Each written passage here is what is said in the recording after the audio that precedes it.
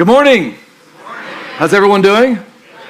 Great. Hey, my name's Ty. I am one of the pastors here. It's an absolute joy to be here with each and every one of you. Let's try it like this.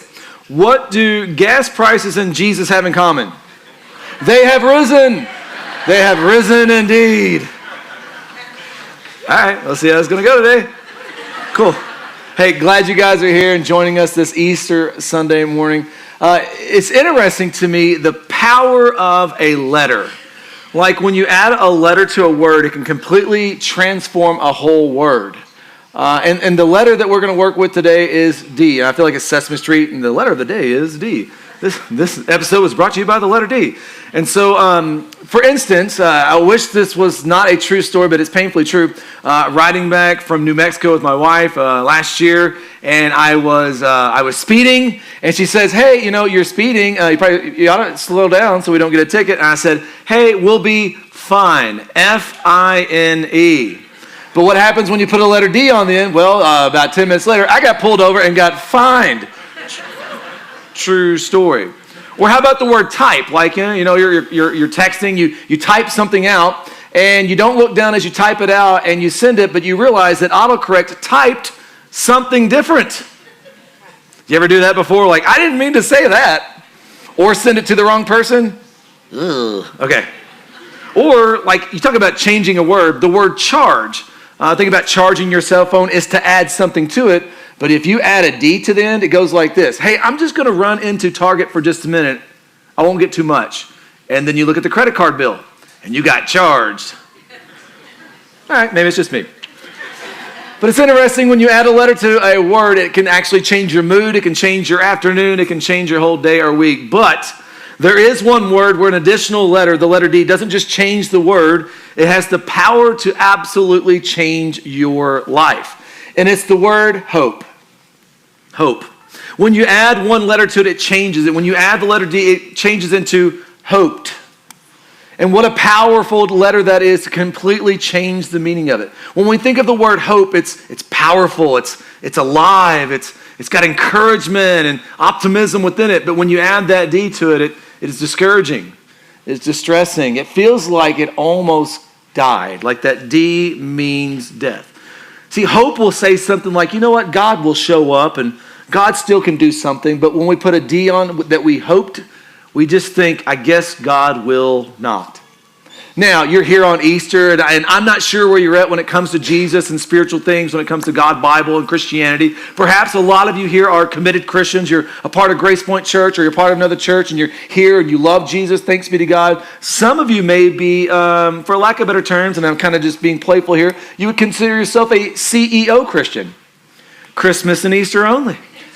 Now, I'm not upset, and some of you outsmarted the system. We had very high attendance last week. Some of you came last week. That way, I'm not a CEO Christian. I come here all the time. Some of you may be here and you say, I'm here because I'm curious. Like Easter brings around some thoughts of maybe God or something. So I'm just curious to know a little bit more. And some of you are here and you don't want to be here. Like someone brought you here, they promised you a meal afterwards. Maybe you're here against your own will. Blink twice if that is you. Some of you are laughing because you're like, oh, as long as this guy talks, afterwards I get lunch or whatever it is. Like, awesome. Well, here's the reality. You and I, we all have something in common, and here's what it is. We're human. Every one of us are human. And every human hopes, has hope, and has hoped. Even in that phrase, it may describe the inner dialogue, what's going on in your life, or the outer dialogue as well. You may be saying quite often here recently, I had hoped. Perhaps right now, in just the pause of a moment, you can identify something that you have been hoping for, but you feel like your hopes have been dashed. I had hoped. Maybe a relationship, maybe a situation, maybe a job, maybe it's your health, maybe it's retirement. Maybe it's something. Hold on to that. Because the whole of humanity, the whole of the human story is a longing for hope. And when we say hope, we're basically saying we want things to work out. We want things to be okay right now. We want things to be okay in the future. We want to have a sense of belonging and feel loved. We want to have a rightness about us. We want things to just be okay. Now, you know where you're at. And you know what I'm doing right now. So all the cards on the table, here's what I'm going to tell you today as we go. I'm going to tell you that there's only one person that can hold the weight of your hope. I'm going to tell you there's one place in which you can find hope for life now and hope for all of eternity. And he has a name, and his name is? Okay, so just all cards on the table. You know what you're getting into. And so here's what I want you to do today. Here's what I'm going to request of you today. That you would listen for yourself. You know, sometimes you get into these situations like, that's not for me, or that's for the person beside me, or that's for the person who didn't come. What if you were to listen to this for yourself? And as you listen to this message, I really want you to think through of like, what if what is being said is true, that true hope is found in Jesus? What are you going to do with that? For some of you today, it may be become a Christian. It may be like, you know what, I'm going to follow Jesus. It is, the terminology would be saved. And be baptized as well. We have this pool of baptism today. We've baptized, I don't even know how many people, like 30 some odd people today so far. It's been a nutso day in a great way. And so like maybe you would be that as well. Maybe for some of you, you are Christians who have walked away from Jesus and his people, but you're here today. And maybe because he is the true and lasting hope that you would come home today. So I don't know what God has for you, but I know he has something for you today. Now, today we're going to be looking at a section in the book of Luke. It's a book of the Bible. If you don't have a Bible, just find one around here and take it. Even if it's got someone's name on it, take it. We don't care. They'll get another one. They're everywhere. We got them everywhere, man. It's a church. There's Bibles everywhere. But really, when you look at the Bible as a whole, especially when you start at the beginning, you can see that there's this whole human story of this one long ache for hope. When you start at the beginning of the Bible, there's a book called Genesis, which simply means beginnings. And you see that God who's always existed, he creates, and he creates everything that we know and everything we see. But he has a special part of his creation. It's called humans. It's us. In that time period, he created two humans, Adam and Eve. And Adam and Eve had this perfect relationship with God. There was no sin in the world, no death in the world, and everything was wonderful. Had perfect relationship with God, and perfect relationship with one another, and a perfect relationship with the world around them. Could you imagine waking up each day not even having to have hope because God is right there with you? And so you just know he's there in this perfect relationship. And in that garden, God was like, hey, I'm going to provide for you, and you can eat anything and everything you want. I'll be your provider in all things. However, there's one tree you cannot eat from. It was the tree of the knowledge of good and evil. Don't eat of that tree. But what did they do? They ate of it. And it's the same thing we would have done. We would have done the same thing. Don't believe me? What if I told you right now there's a button under your chair? Don't touch it. You'd be like, yeah, that's what we do. We're humans. And so in that moment, because God told them not to eat it, he says, if you eat it, you will surely die. And there's the D, death. You will surely die. And since that moment, all of humanity has always been looking for something to hold its weight of hope, its weight of existence, its weight of life. We've been searching for that. Now, the big question we have as human beings is like, that sounded great with Adam and Eve and God. How do we get back to that? Well, think of the Bible, if you're not familiar with it, it's in two halves. We have the first half and the second half, or some people call it the old half and the new half, better yet known as the Old Testament. And when you look through the Old Testament, you see this pattern emerge. You see that God loves and God pursues his people. However, God's people rebel against him. And then you see their lives break and people suffer. But then over and over and over, you see God continually pursuing them. Why? Because he is a God of love. Pursuing and pursuing. And you see that he promises that he's going to restore them. And people wait for hope. But because the reason is, no matter how hard we try in and of ourselves, we can't get ourselves back to the garden. We can't get ourselves back to God. We can't get ourselves back to that hope. And as you watch the Old Testament, the first part kind of unfold, you see that there's all these like signs pointing to hope. You see things like the law and the commandments and the temple and the prophets and the kings. And you see all these things kind of pointing to and promising that hope is going to come. But in and of themselves, with especially us trying to live it out, it's just not enough. And so there's this thing that boils up in each and every one of us as human beings. It did then and it does now. This idea that someone's got to come and fix all this because I can't fix it. I can't fix me. And here's a relational truth for you. I can't fix anyone else. Can you? And we can't fix the world around us. And so we need someone to come. And so we look at that old story, the Old Testament, and then we get to the second half of the Bible called the New Testament. And we see the hero of all heroes emerge. And his name is Jesus. And the funny thing is, in the old part, the Old Testament, he was there all along. And so the book I want to be in today is the book of Luke. If you don't have a Bible, I will put it up on the screen to you. But the book of Luke is a book in the New Testament. And the book of Luke was written by a guy by the name of Luke. There you go. Luke was a historian. Luke was a doctor. Luke was a very detailed man. And so he goes on this quest for truth. He just wants the facts, Jack, and so he goes and gets them. It begins with, when you look at Luke chapter 1, verse 3 and 4, I'll just kind of give you a little bit of what he's trying to do. Luke says, "It seems good to me also, having followed all things closely," so he's been following it very closely, "for some time past, to write an orderly account for you, most excellent Theophilus." And so he's writing this account for the readers to hear. Why? "That you may have certainty concerning the things that you have been taught," and that specifically is about Jesus. And so what Luke is trying to help them and us as well is understand who Jesus is. Jesus is not a figment of our imagination. Jesus is not just some religious guru. Jesus is man and God, fully man and fully God, and he is the one who can rescue us and give us hope.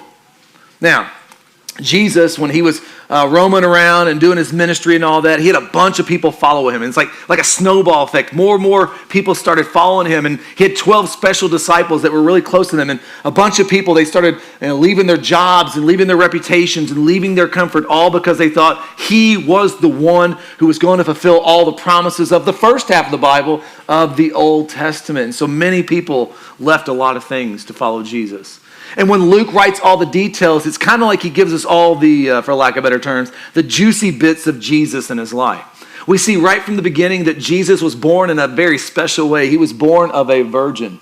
So Jesus was not like a special boy, but no, he was fully God and fully man. We see that Jesus grows up and teaches with God's authority. We see that Jesus has the power to heal people physically and spiritually of their sickness. That Jesus has the power to open blind eyes and blind hearts as well. That he can cast out demons. He restores dignity in human beings. He makes outsiders insiders. He turns enemies into friends. He has the power to calm storms, not just the weather, but also the ones in our lives as well.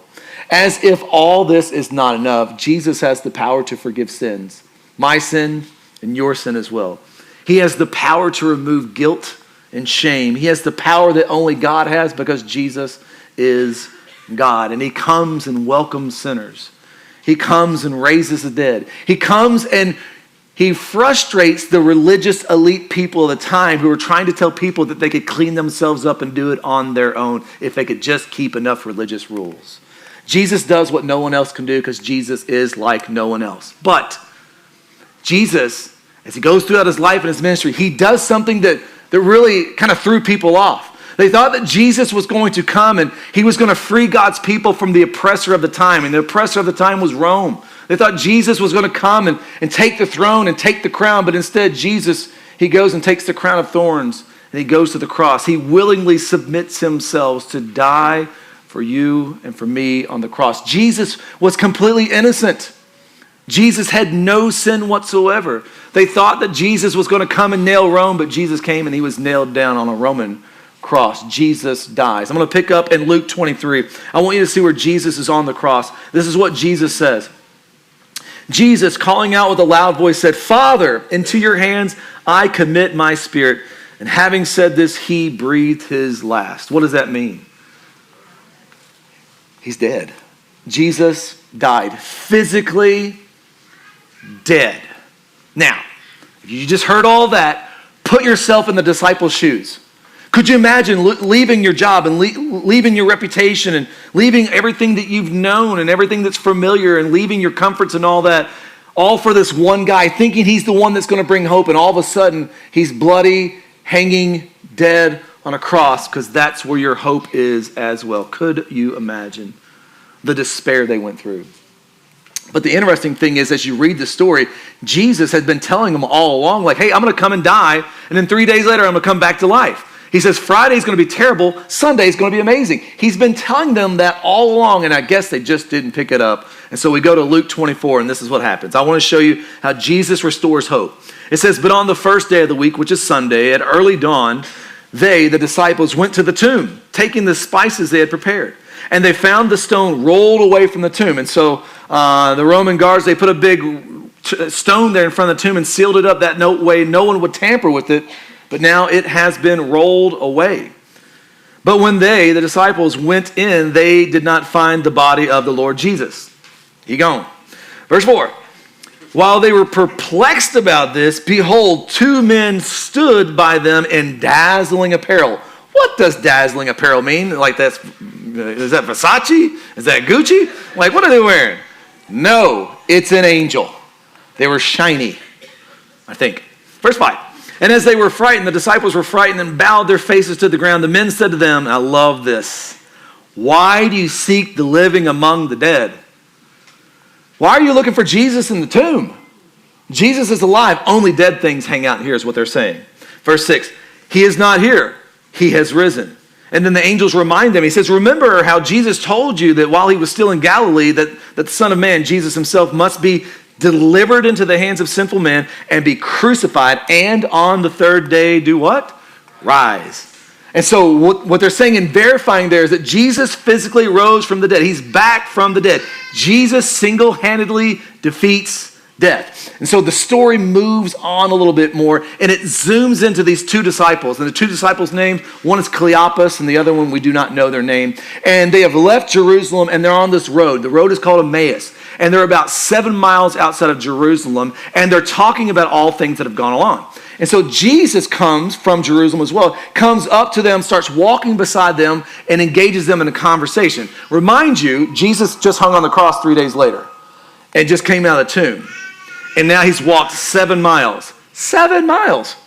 You and I, we stub our toes. We're not driving 7 miles. And so Jesus physically, he got up. And so he starts to engage them in this conversation. But verse 16 says there's something different about it. Verse 16 says, but their eyes, the disciples, were kept from recognizing Jesus. I don't know if Jesus did a miracle there or did something, but I think Jesus is having a little fun with the situation. Verse 17 and 18 is hilarious. It goes like this. And Jesus said to them, what is this conversation that you're holding with each other as you walk? And they stood still looking, what's the word? Sad. They were sad. The disciples were sad. They thought their hope was gone. Then one of them named Cleopas answered Jesus, are you the only visitor in Jerusalem who does not know the things that have happened there in these days? They're basically looking at Jesus like, Jesus, do you live under a rock? And Jesus responds with, no, but I've been behind a rock. Anyway. Yeah, Jesus knew what was going on. And like the fun part is, I think Jesus is perhaps maybe being a little bit playful here, playing a little bit coy, if you will. He's like, Jesus like, what had happened? What's going on, guys? Verse 19, Jesus said to them, what things? And they said to him, pay attention. It's like they're sharing the gospel with Jesus. But they missed something. And they said to Jesus, concerning Jesus of Nazareth, a man who was a prophet, mighty in deed and words before God and all the people, and how our chief priests and rulers delivered him up to be condemned to death and to crucify him. That is a decent gospel there, but it's missing one main element. What is it missing? What is it missing? Resurrection. Listen, without Jesus coming back to life, what we're doing in here is pointless. What we do as human beings is pointless. If there is no life after death, then all of this, we should go do something else. The Bible says we should be people most pitied, but if Jesus has come back to life, changes everything. In my life, in your life, in humanity, in the world, in all of existence, it changes everything. Now, what comes next, I think, is one of the saddest sentences in the Bible. So the disciples turned around and looked at Jesus and said this, but we had, and there's our word, hoped. We had hoped that he, Jesus, was the one. We put all of our lives into this, and we were hoping that Jesus was the one. And that hoped is past tense. That D on the end of that is absolute death. It changes everything. It turned hope into hoped. And that's why God said, don't eat of the one tree in the garden, because surely you will die. D, death. But that's what death has been doing ever since. Death not only takes our lives, in which it will, but death also steals away our hope. It takes our hope. Perhaps there is a letter D on the end of your hope today. And when you find out what that is, you kind of find out where you are with God and with God. It may indicate its way into some symptoms of you're tired, you're disappointed, you're wounded, you're wearied, and you're discouraged because of that D. You had hope, but now it turned into you've hoped. And it may sound like something like this inside of your internal dialogue or external dialogue. You may be saying or thinking, I hoped life would look different by now. I'd hoped that this relationship would have turned out better. I'd hoped that my marriage would be in a better place or still be together. I'd hoped that I would finally make it past this, whatever that this is that so easily entangles us and traps us. I'd hoped that my kids would be in a different place than they are right now. I hoped that I would find some meaning and some purpose in life by this point. I'd hoped that there was some peace in my life. I'd hoped that my prayer had been answered. I'd hoped that this pain or this depression or the season or the situation would have come to an end. I had hoped that I'd been in a serious relationship by now. I had hoped, I'd hoped, I'd hoped, I'd hoped. And here's what has happened to us, and we all do this, fellow human, that we put the weight of our hope on things that were never meant to bear its weight. And it leaves us disappointed. We put our hope in all sorts of things. And listen to me, we put our hope in great things, just not God himself. Think of the great things that we try to put our hope on. We try to put our hope in relationships and health and money and our plans and our control and our kids and our good and our approval and our success and our security and our comfort and our politics, in our age, in our looks, in our disciplines, in our education, in our freedoms. All good things, they're just not God. We're expecting those things to bring us life now and to bring us life forever. We're expecting those things to make everything okay and make everything good and make everything pan out in the end, but they just can't do it. They can't hold the weight. Why? It's because they're too small. They're too temporary. They're too fragile. They break, they disappoint, they shift, they change, they die. And there's our letter D. C.S. Lewis, famous Christian writer, he said this. And I hope you catch it. He says, aim at heaven, like your hope is in God. Aim at heaven and you will get earth thrown in. But if you aim at earth, temporal things, you will get neither. And see, that's what us humans do. We aim our hope at good things, not God, and always leaves us with a feeling of an empty soul and at times an empty life. Why is that? I'm going to tell you why. So get ready. Everything we try to put our hope in will eventually die. There's a D on the end of it. And so we have to find someone who has the power over death to put our hope in. We have to find someone who has conquered death. We have to find someone who has power over all of that, someone who is eternal. But there is one, and his name is?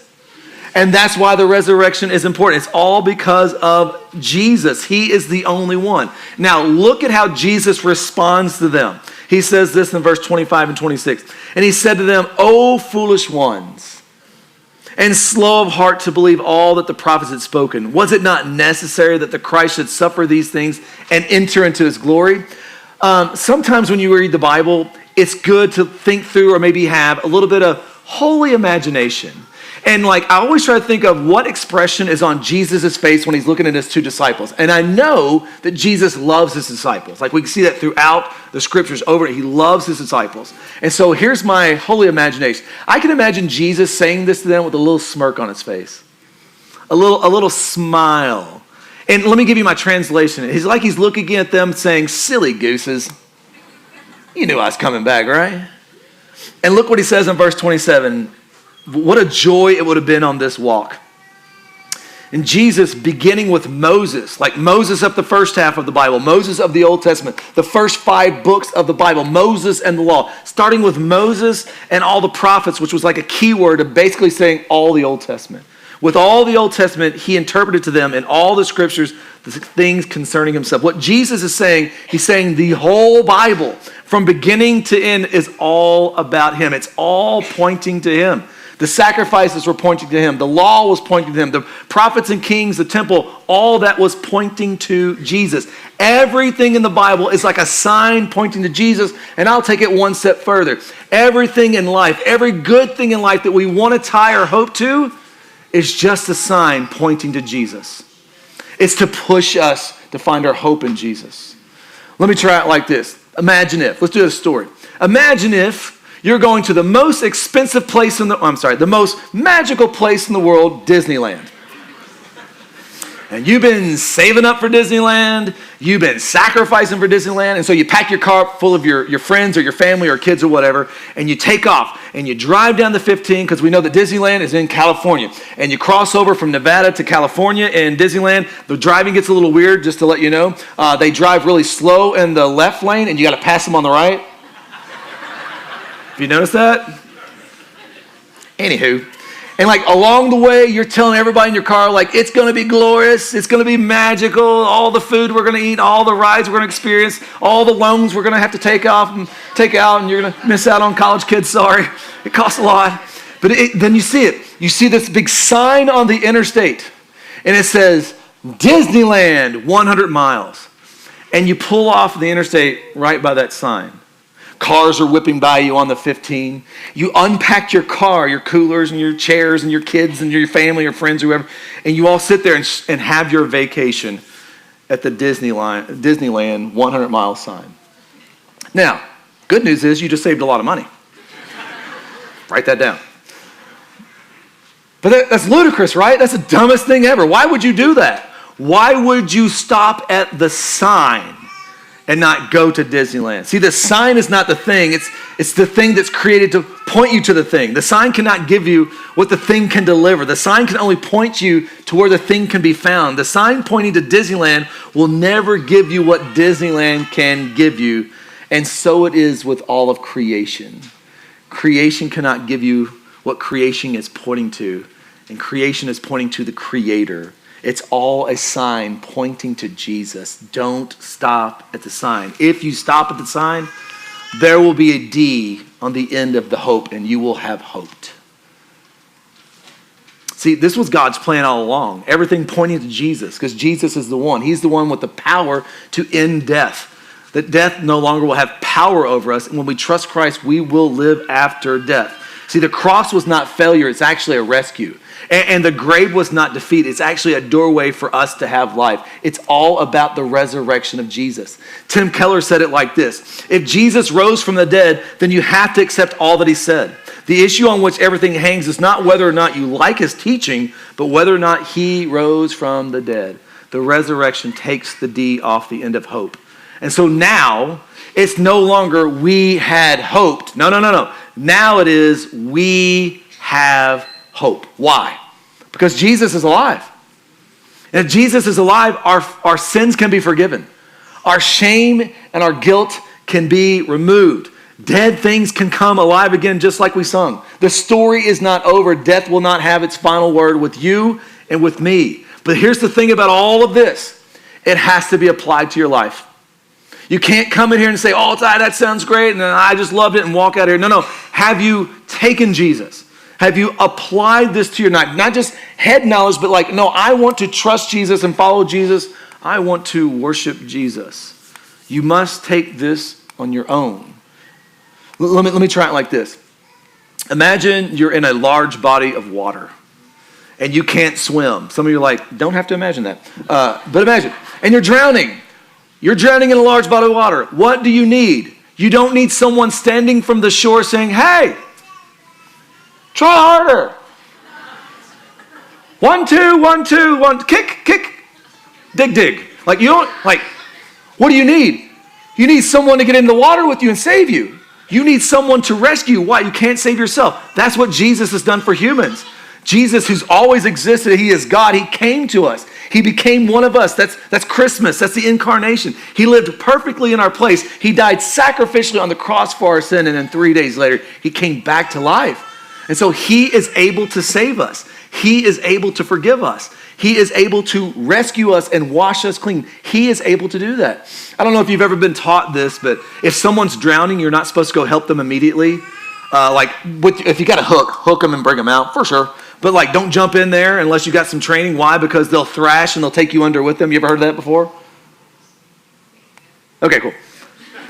So perhaps right now you feel Jesus calling you in and you're just thrashing around. And there's this idea in your heart oh no, Jesus, I got this on my own. I can work harder, Jesus. I can do more. I don't need to show any weakness. I need to manage my image, and I can clean up first, Jesus, and I can get my act together, Jesus. I can do all these things. I can just manage it all. I can still be in control. You can't.